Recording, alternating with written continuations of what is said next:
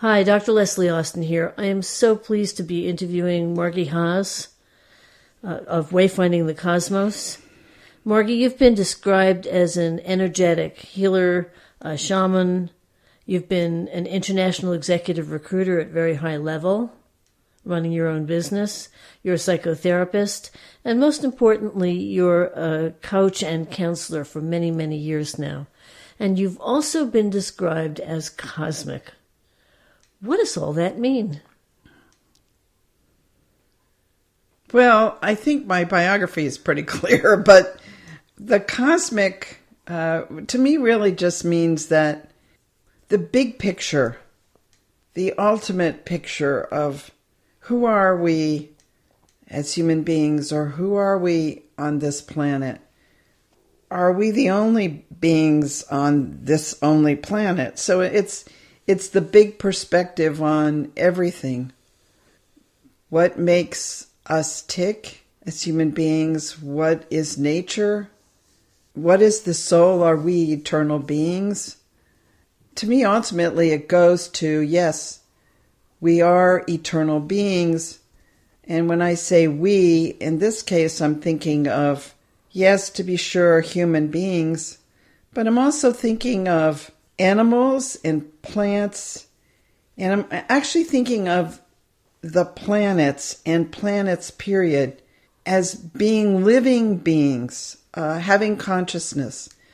So when I talk about taking it to the level of consciousness, to me, the entire, universe, again, it's a kind of the cosmic perspective is the ultimate. It's sort of like dealing in ultimates, the ultimate perspective on what everything is. And to me, that's consciousness. You're using the word wayfinding, which is a very interesting word. What does that mean? And how does that relate to what you're talking about? So wayfinding is the verb that I chose as opposed to navigating, because navigating to me evokes the GPS and suggests that whatever we're doing is beyond our control. It's in literally technology in a box. So wayfinding is a term used especially by sailors to navigate by the stars, the ocean currents, the birds. And I like that term also because people go, well, what do you mean by wayfinding? What is it? So that people have to think about what they're doing. Wayfinding is, to me, ultimately exploring, learning, and growing. And it can be wayfinding about anything. It really is what we're doing when we're learning. Ultimately, wayfinding to me is about navigating internally. And really, in many ways, that means going inside, whatever that means to you, in dreams, in meditation, in quiet moments, in altered states, whatever they might be, and reaching in as opposed to looking out. So wayfinding can be very mystical and very challenging, especially in our culture, which doesn't put much of a premium on what's in our own internal worlds. And in fact, are there even internal worlds of other dimensions, of different experiences, past lives?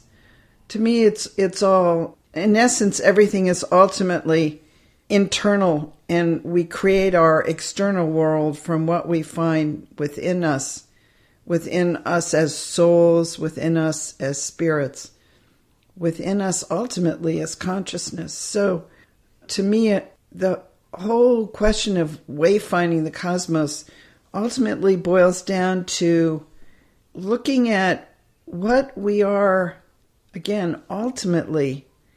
And we are animals, plants, humans, and even the planets are consciousness, and they're all living.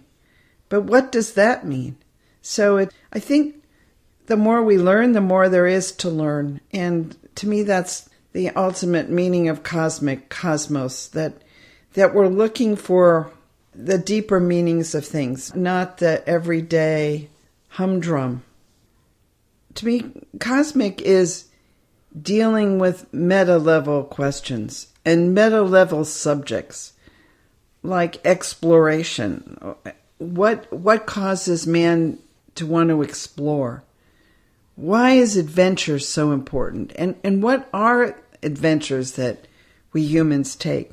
And ultimately, I think exploration adventure is very much about transformation. How do we change?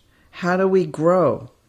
And also for me, it includes different cultures, different languages, ways of being, different worldviews. You know, Shakespeare's Elizabethan worldview is so different from ours. And when I speak Japanese, I see completely different things than I see when I speak English. Whoever knew that when you cry, your eyelids start to burn? But in Japanese, right before you start to cry, your eyelids begin to burn. But when you talk about that in English, it sounds like you've been tear gassed. There's so many different ways to look at the world.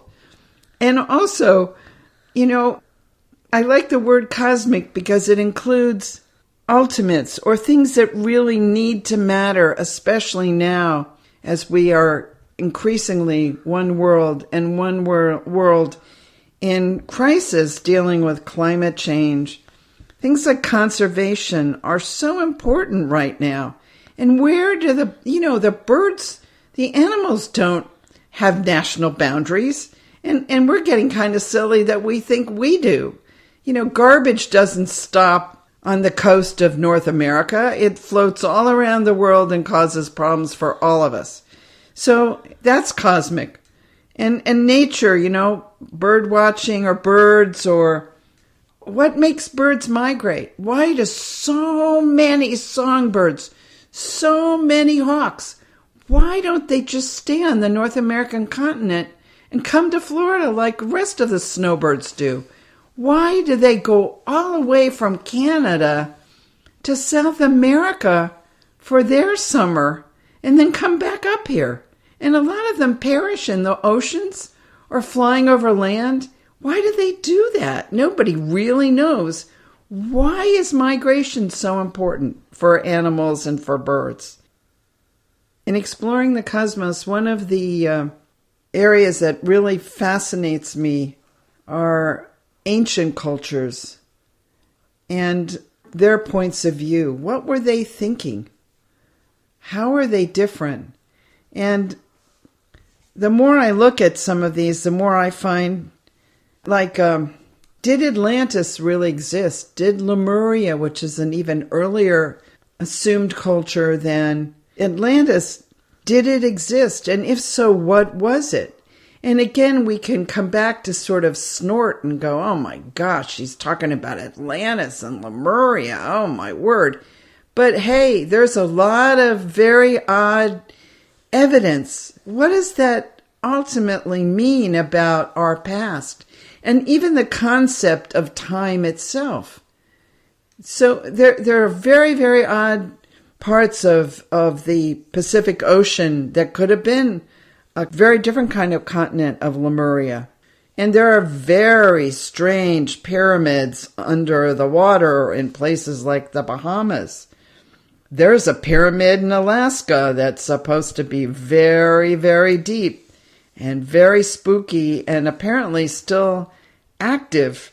And nobody absolutely really knows for sure where it came from or who built it.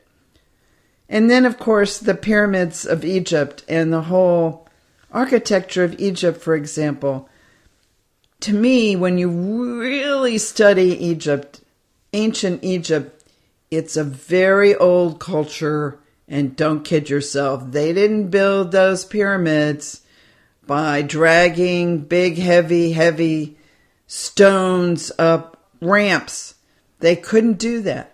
Consider the possibility that they did things by building those pyramids using sound and levitating stones.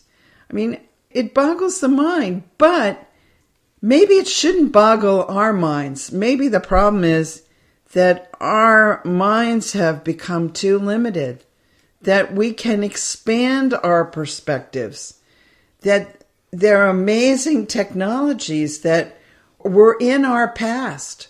Yes, maybe we can bring them back, but they're completely different technologies.